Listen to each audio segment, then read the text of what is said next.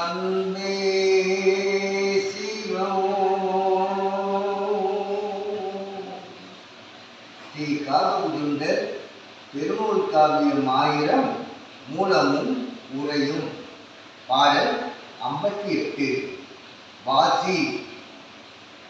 காகம் போர் கூடியவர் வாசி பார்த்தோர் கல்லைந்த சொல்லறியார் கலையை காணார்.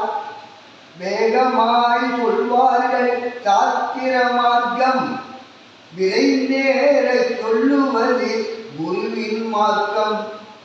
நாகம் போல் நாக்கிரண்டு வைத்துக் கொண்டு நடுமார்பில் உயிர்ப்பதனை கண்டுவிட்டார்.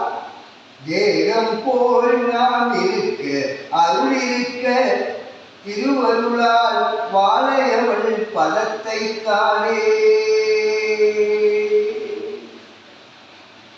ஞானம் அடைய வேண்டி சத்சங்கம் சத் விசாரம் செய்பவர்கள் காகம் போல் ஒன்று கூடி வாசியை ஆராய்ந்து பயிற்சி செய்து பார்த்து பலனடைவார்கள். கல்லறைந்தால் பறந்தோடும் காகம் போன்றோர் வாசியை இயக்கும் மந்திர சொல்லை அறியாமல் சாகாக்கலையை காண மாட்டார்கள். சாத்திர மந்திரங்களை யாவையும் வெகு வேகமாக சத்தமிட்டு கத்துவதால் வாசி வசப்படுமா? வாசியின் சூட்சமங்களை அறிந்து அதன் வழியே விரைந்து ஏறி இறைவனை அடைய சொல்லுவதே மெய்குருவின் மார்க்கம்.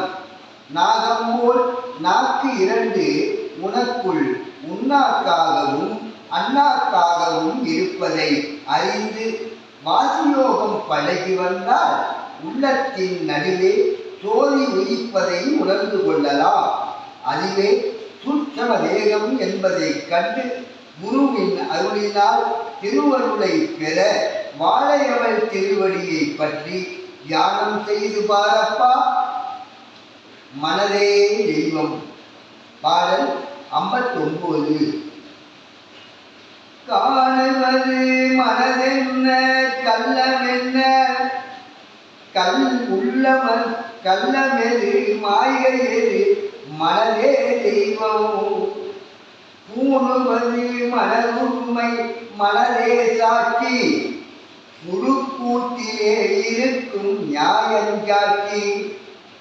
தோணுவது தன்மனதில் சாட்சி ரூபம் சொந்தோம் என்றாரிடுமே கள்ளமின்றி.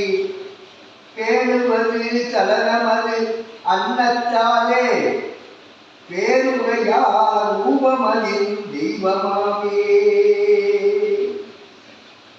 வாழையின் பாதமே மனம் என்பதை அறிந்து கள்ள எண்ணங்களை நீக்கு. அங்கே கபடமாக நின்றது எது மாயையாக நின்றது எது என்பதை உணர்ந்தால் மனதே தெய்வம் என்பதை அறிவாய். நீ செய்வதையெல்லாம் மனமே படம் பிடித்து மனமே சாட்சியாக இருக்கிறது. தான் கட்டிய கூட்டிலே புழுவை கொண்டு வந்து அடைத்து வைத்து புலவியானது அதை கொட்டி கொட்டி நிறைவானையே புலவியாக்குவதை பார்த்து ஈசன் பெயரால் யாவும் நடக்கும் நீதியை அறிந்து கொள்.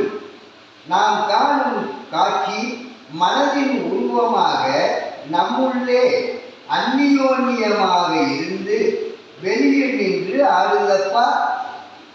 கள்ளன் கவனம் ஏதுமின்றி அதையே மதித்து போற்றி வணங்கி காம கோப சலனங்கள் ஏற்படுவது நீ உட்கொள்ளும் உணவின் தன்மையில்தான். பேரருளாளர்கள் யாவரும் உபதேசிப்பது மனதை அறியவே என்பதை உணர்ந்து மனதின் ரூபத்தில்தான் தெய்வம் உள்ளது என்பதை அறிந்து தியானம் செய். பச்சை மண் பதிப்பிலே புதுப்பதித்த வேட்டுவன் நிச்சலும் நிறைந்திட நிறைந்த வண்ணமாயிடும். பச்சை மண் இடிந்து போய் தும்பியும் பறந்திடும். பித்தர்கள் அறிந்து கொள் பிரான் இயற்றும் கோலமே. பாடல் 60. தெய்வ மனதே விரிந்து ஒளியான் ஜோதி திருவருளின் ரூபமது அருளே சாட்சி நைவமெனச் சொன்னாலே நையச் செய்யும் நலியுமென்ன செய்வமெனில் நெஞ்சை நன்னி செய்வதென்ன நெஞ்சதினில் ஓலை போல திடலாய் கூட்டு நெஞ்சி பள்ளம் காணும் பொய்யதும் செல்லாது பொல்லா போலும் உலால் எலும்பு தோல் கூடு மீதம் நீரே. தெய்வம் குடியிருந்த மனமே அறிவாக விரிந்து அருட்பெரும் ஜோதியாக ஒளி வீசுவதை பார். சிவத்தின் திருவருளால் தெய்வ உருவாகி வந்து அருள் செய்து வருவதே சாட்சியப்பா. அதுவே அதுவாய் நின்று அருள்வது. அதிலேயே நினைவையும் வாசி உணர்வையும் அறிவையும் கூட்டி அன்பே சிவமாய் இருந்து தியானம் செய். அப்போது நீ எதை சொன்னாலும் அது நடக்கும். வினைகளை நலிய செய்வதற்கு மனதை கொண்டு மனதிலேயே நின்று மனம் உருகி ஈசனை எண்ணியிருந்தால் ஓடையில் வரும் நீரை போல கண்ணீர் பெருகி ஓடும். அதனால் மன அழுக்குகள் யாவும் நீங்கும். வெளிக்குள் வெளியாகிய இடத்தில் சோதி உலாவும் 10ஆம் வாசல் எனும் பள்ளம் காணும். அங்கு பொய்யுள்ள நெஞ்சத்தால் செல்ல முடியாது. சத்திய பொருளான அதனாலேதான் எல்லா வினைகளும் பொசுங்கி போய்விடும்.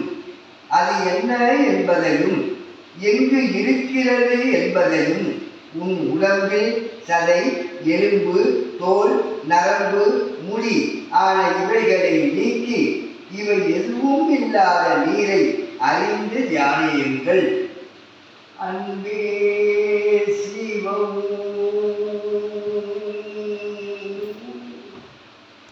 அன்பே